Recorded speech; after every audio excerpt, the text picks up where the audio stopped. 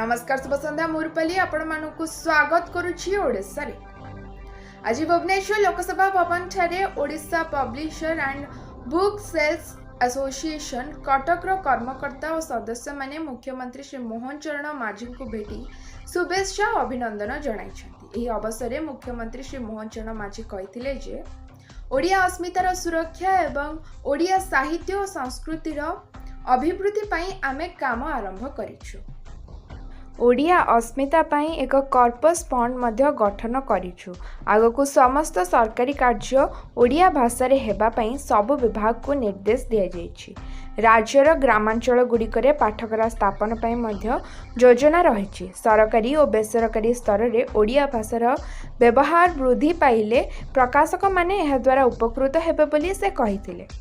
Association रो सभापति श्री गंगाधर त्रिपाठी कहिथिले जे ओडिया भाषा साहित्य और संस्कृति प्रति आपणक आंतरिकता जोगु आमे माने बहुत खुशी। एहा द्वारा ओडिया भाषा रे पाठ्य पुस्तक सहित साहित्य पत्रिका उपन्यास अधिक संख्या रे प्रकाश पाइबो। मुख्यमंत्री भावे आपण ओडिया अस्मिता क्षेत्र रे नुआ जागरण आनिछन्ती, सेथिपई से मुख्यमंत्री को धन्यवाद जणाइथिले। एसोसिएशन पक्षरु Cuttack friends publisher Vidyapur Prachi Sahitya Pratishthan Shakti publishers Nabadiganta Odisha book store Jagannath Rath Maa Sharada publication books and books एवं ओम साई पब्लिकेशन संस्थार कर्मकर्ता माने मुख्यमंत्री को साक्षात करथिले। केन्दुझर मेगा स्टील प्लांट स्थापन पई गठन हेब टास्क फोर्स। शिल्प प्रकल्पर समीक्षा पर मुख्यमंत्री मोहन चरण माझी निर्देश मुख्य सचिव अध्यक्षतार टास्क फोर्स गठन पई देले निर्देश।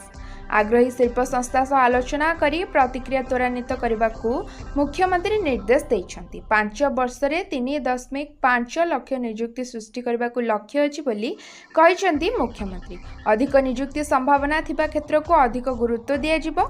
टेक्सटाइल खाद्य प्रक्रियाकरण क्षेत्र को ध्यान देबाकू से निर्देश देइछन्ती। ओडिया उद्योगी को शिल्प स्थापन पई उत्साहित करने को मध्य मुख्यमंत्री परामर्श देइछन्ती। वर्तमान बीएसकेवाई जारी रहिबो बोली सूचना देइछन्ती स्वास्थ्य मंत्री मुकेश महालिंग। बजेट रे गोपबंधु जन आरोग्य योजना पे व्यवस्था रहिछि। नुआ कार्ड मिलिबो, पर्यायक्रमे लागू हेबो गोपबंधु जन आरोग्य। एबे सबु सरकारी और घरोई हॉस्पिटल रे बीएसकेवाई जारी रहिबो बोली स्वास्थ्य मंत्री निर्देश देइछन्ती। बुला कुकुरं को दिया टीका एने सूचना देइछन्ती ओडिशा स्वास्थ्य मंत्री मुकेश महालिंग। मंत्री कहिछन्ती जे मेडिकल कॉलेज हेउवा हॉस्पिटल सबुठी बुला कुकुरं को टीका व्यवस्था करा जिवो। नगर उन्नयन और स्वास्थ्य विभाग रो मिलित प्रयास रे जलांतक मुक्त हेबो ओडिशा। 2030 सुधा समग्र देश हेबो जलांतक मुक्त। उत्तराखंड रे भूस्खलन जोगु फसी रहिछन्ती 4 ओडिया।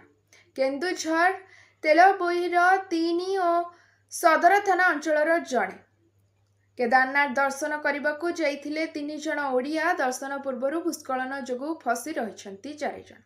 समग्र 4 जण सुरक्षित स्थान रहितबा सूचना मिली। जिला श्रम अधिकारी जोगाजोग रे थिबा कहिछन्ती जिलापाल। आज पे एतिकी, धन्यवाद, शुभरात्रि।